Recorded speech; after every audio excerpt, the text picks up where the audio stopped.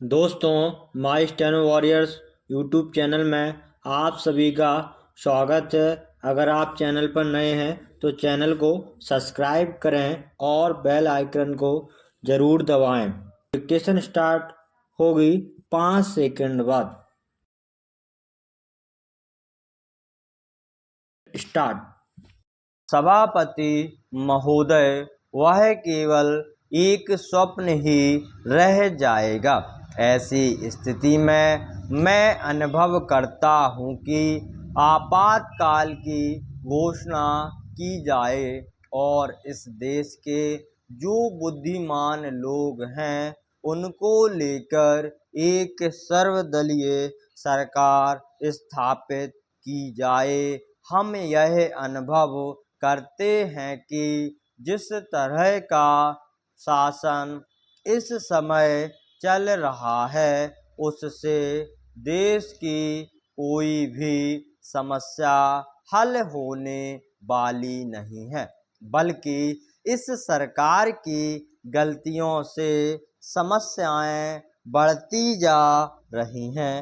राष्ट्र की आंतरिक सुरक्षा के विषय में जो बिल मंत्री महोदय ने प्रस्तुत किया है उस पर अब तक जितने भी भाषण हुए हैं उनको मैंने बड़े ध्यान से सुना है।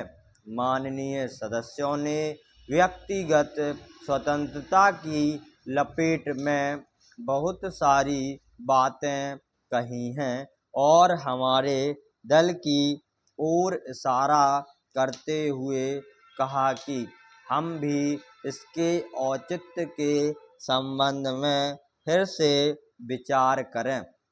मैं जहां तक समझ पाया हूं, हमारे गृह मंत्री जी को इस बिल को प्रस्तुत करने में कोई सुख नहीं हुआ, बल्कि वर्तमान परिस्थितियों को दृष्टि में रखते हुए उनको दुख हो रहा है।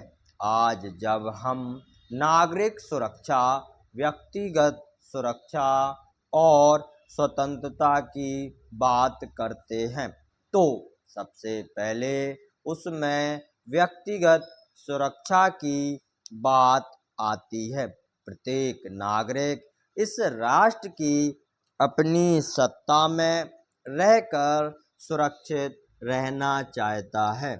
हमने इस बात की सुरक्षा अपने संविधान में दी है और हम यह आशा करते हैं कि राजनीतिक दलों में आपसी मतभेद होते हुए भी राजनीतिक मतभेद का आदर होना चाहिए। मतभेद होते हुए भी शांति और सुरक्षा बनी रहनी चाहिए। माननीय सदस्य पूछते हैं कि ऐसी कौन सी असाधारण परिस्थिति आ गई थी जिसके कारण आपको नज़रबंदी बिल लाना पड़ा। मैं आपसे कहना चाहता हूँ कि क्या ही अच्छा होता यदि नेहरू जी की उस बात की जो उन्होंने लोकतंत्र के संबंध में बहुत वर्ष पहले कही थी, आज भी स्मरण रखते हैं।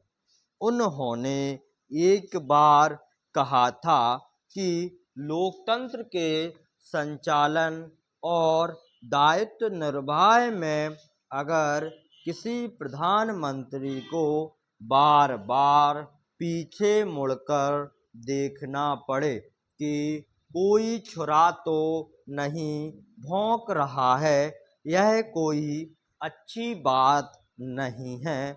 यदि ऐसी परिस्थिति देश में पैदा हो जाए, सांप्रदायिक दृष्टि से देश के विभिन्न स्थानों पर सांप्रदायिक दंगे हो रहे हो, उनका सामना करते हुए यदि हम जनता को सुरक्षा दे सकें तो फिर किसी बिल की आवश्यकता नहीं है। स्टॉप।